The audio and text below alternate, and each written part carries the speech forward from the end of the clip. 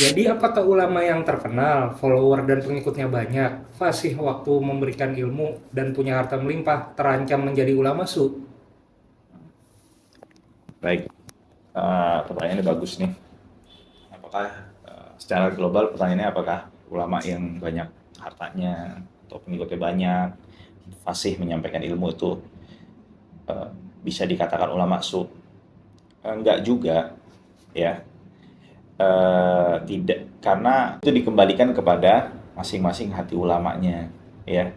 Tidak setiap ulama yang menampilkan, memperlihatkan nikmat Allah Subhanahu wa taala yang diberikan kepadanya itu pasti orang yang masuk ke dalam golongan atau masuk ke dalam golongan ulama su, atau ulama yang masuk ke dalam golongan ulama su.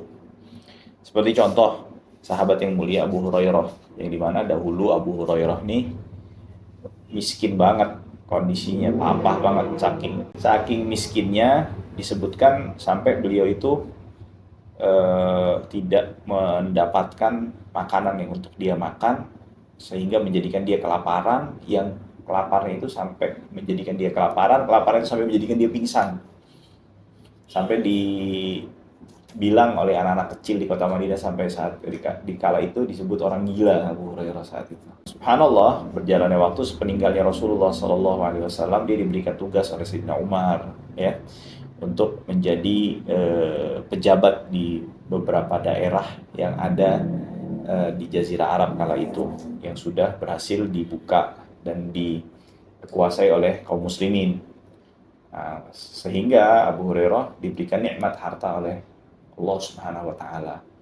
Sampai disebutkan Abu Hurairah itu memiliki satu tangan, ya, untuk mengelap atau uh, menghilangkan ingusnya beliau itu dari kain yang dikala itu kain yang mahal.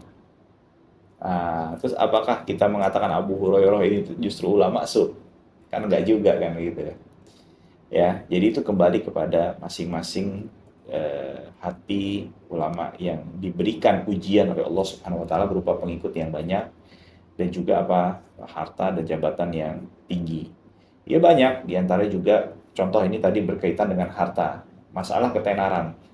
Imam Ahmad ibn Hanbal itu seorang ulama, wah, yang sangat amat tenar, ya. Bahkan sampai Imam Ahmad bin Hanbal itu punya satu ucapan yang membuktikan akan ketenaran beliau itu, ya, di mana beliau mengatakan, ya, kepada para Mu'tazilah yang kala itu banyak menggolimi para ulama dengan menghasut pemimpin untuk memaksa mereka agar mengikuti akidah mereka, ya. Imam Ahmad mengatakan pembuktian antara saya dengan mereka adalah di hari ketika saya meninggal, atau di hari ketika kita meninggal. Nah, ketika Imam Ahmad meninggal itu, wah, subhanallah, ramai sekali orang-orang kaum muslimin di Baghdad yang mengiringi jenazah Imam Ahmad. Bahkan diriwayatkan sampai banyak dari orang-orang Yahudi, orang Nasrani itu sampai masuk Islam karena melihat jenazahnya Imam Ahmad saat akan dimakamkan atau dikuburkan. Sampai Imam Ahmad itu di masa hidupnya, di saat beliau diuji oleh Allah dengan ketenaran, bukan ulama yang justru menikmati ketenaran tersebut. Sampai beliau mengatakan, kalaupun saya harus meninggalkan ketenaran ini dengan saya bisa tinggal di satu lembah di dekat kota Mekah, pasti saya akan lakukan. Nah, jadi intinya Imam Ahmad justru apa?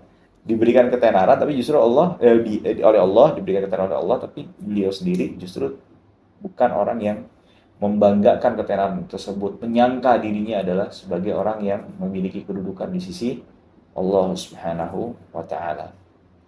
Nah, juga berkaitan dengan jabatan, ya, diantaranya Muhammad Ibn Al-Hasan Asy-Syaibani, murid daripada Imam Abu Hanifah. Beliau menjadi penasehat siapa? Penasehatnya penasehatnya khalifah kala itu.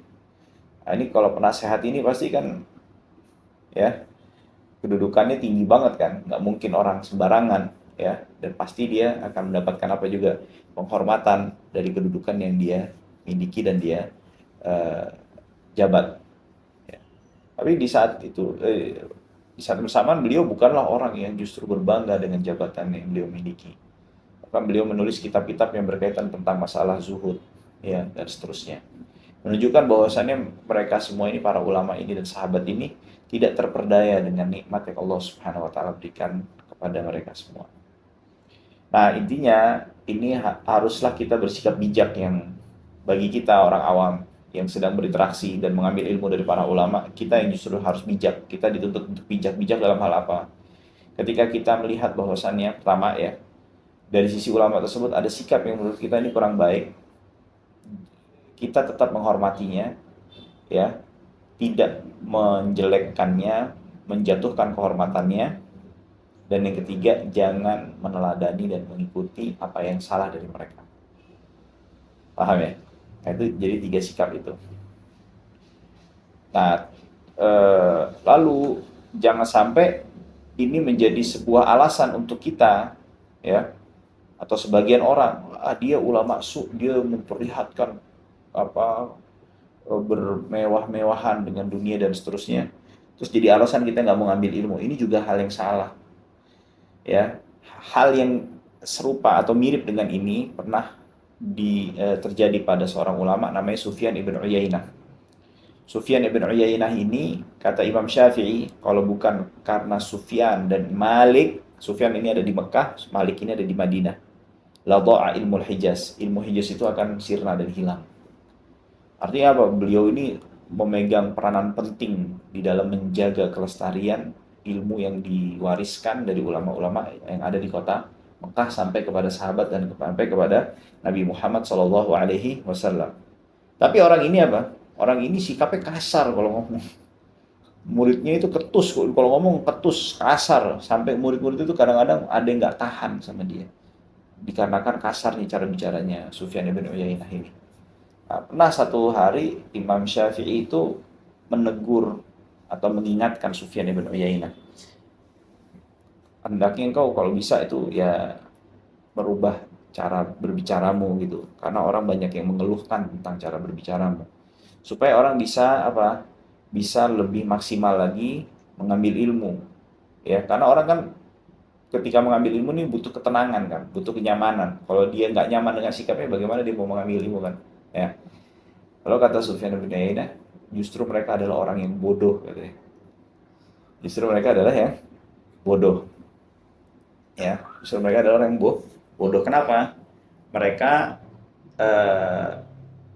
melakukan sesuatu hal yang membahayakan diri mereka. Apa itu? Meninggalkan majelis saya. Itu kan akan menghasilkan sebuah hal yang membahayakan untuk mereka apa? Kejahilan. Ya kan? Dikarenakan suatu hal yang tidak membahayakan mereka. Justru yaitu kerasnya ucapan saya gitu ya. Ya. Nah, itu dia. Nah, maka dari itu seperti itu juga sikap kita ketika mendapati ulama apa? Misalnya menurut kita ini atau menurut sebagian ulama yang lainnya, ini ulama yang kurang baik dalam sikapnya, ya. Tetapi di saat yang bersamaan ulama atau alim tersebut adalah orang yang menguasai satu bidang ilmu yang mungkin tidak dimiliki oleh ulama lainnya. Jangan jadi itu penghalang. Dia nggak baik, dia bukan ulama karena alasannya bermewah-mewahan dan seterusnya. Ya, karena kita nggak bisa menilai, kita nggak bisa mengetahui secara pasti ya, tidak bisa memastikan. Ataupun kalau bisa memastikan itu juga bukan perkara yang mudah, ya kan? Ya, bukan perkara yang mudah untuk bisa memastikan orang ini ya termasuk ke dalam golongan ulama su, itu nggak mudah, ya. Nah, itu jangan jadi apa penghalang. Nah, ibaratnya ini pesan buat dari dua pihak, dari para ulamanya maupun juga orang yang mengambil ilmu dari ulama. Ya, jangan sampai ulasan Al-Ghazali ini yang mengingatkan kepada ulama justru itu menjadi apa senjata bagi kita untuk menyerang ulama, untuk justru menjadikan diri kita ini menjauh daripada para ulama. Wallahu a'lam bishawab. Oke, kalau tidak ada pertanyaan lagi, kita cukupkan sesi ini. Semoga bermanfaat dan Allah Subhanahu wa taala meridhai dan memberkahi kita semua. Kita tutup doa kafaratul majlis. Subhanakallahumma bihamdik asyhadu an la ilaha illa anta astaghfiruka wa atubu ilaik. Alhamdulillahirabbil alamin. Assalamualaikum warahmatullahi wabarakatuh.